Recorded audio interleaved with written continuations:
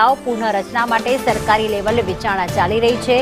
રાધનપુર અથવા તો થરાદની નવા જિલ્લાની પુનઃરચના થઈ શકે છે। વિરમગામ જિલ્લાની પણ પુનઃરચના થઈ શકે। વડનગર પણ નવો જિલ્લો બની શકે છે। 33 જિલ્લાઓ પૈકી વધુ 3 જિલ્લાઓ નિર્માણ પામશે।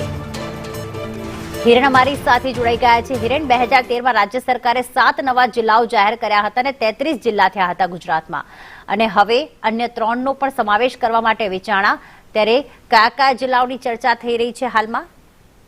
અલગ અલગ જિલ્લાઓમાં વસ્તી અને એની જિલ્લાઓની રચનાના આધારે હાલની પરિસ્થિતિમાં જિલ્લાઓમાં ફેરબદલ કરવો એ આવશ્યક સ્થિતિ રાજ્ય સરકારને જણાઈ રહી છે, અને એટલા જ માટે કેટલાક જિલ્લાઓ છે એમાં સુધારા વધારા કરી અને અન્ય જિલ્લાઓમાંથી કેટલાક વિસ્તારો લઈ નવા જિલ્લા બનાવવાની ગણતરી ચાલી રહી છે, જેમાં અમદાવાદ અને સુરેન્દ્રનગર આ બંને જિલ્લાઓમાંથી અલગ અલગ તાલુકાઓ લઈ અને વિરમગામ નવો જિલ્લો છે એ બનાવવા માટે પણ એક વિચારણા થઈ રહી છે।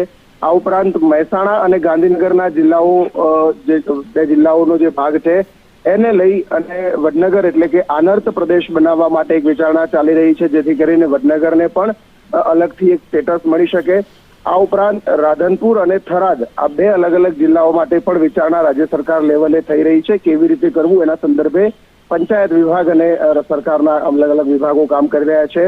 જો રાધનપુર જિલ્લો બને છે તો એમાં બનાસકાંઠા, પાટણ અને કચ્છનો જે વિસ્તાર છે નાના રણની આસપાસનો એ વિસ્તાર છે એ પણ રાધનપુરની અંદર આવી શકે છે। તો થરાદમાં પણ બનાસકાંઠા, પાટણ અને કચ્છનો કેટલોક વિસ્તાર છે એ લેવાય એ પ્રકારનું આયોજન કરી જે મોટા જિલ્લાઓ છે બનાસકાંઠા જેવા જિલ્લાઓ, કચ્છ જેવા જિલ્લાઓ અને પાટણ જેવા આ જિલ્લાઓના 2 ભાગ પાડી અને અન્ય નવા જિલ્લા બનાવવાનું આયોજન થઈ રહ્યું છે। જો આ જિલ્લાઓ બનાવવા તરફ રાજ્ય સરકાર આગળ વધે છે તો સ્થાનિક સ્વરાજ્યની જે ચૂંટણીઓ છે એમાં હજુ વિલંબ થવાની શક્યતાઓ રહેલી છે। આભાર તમામ વિગતો માટે હિરેન।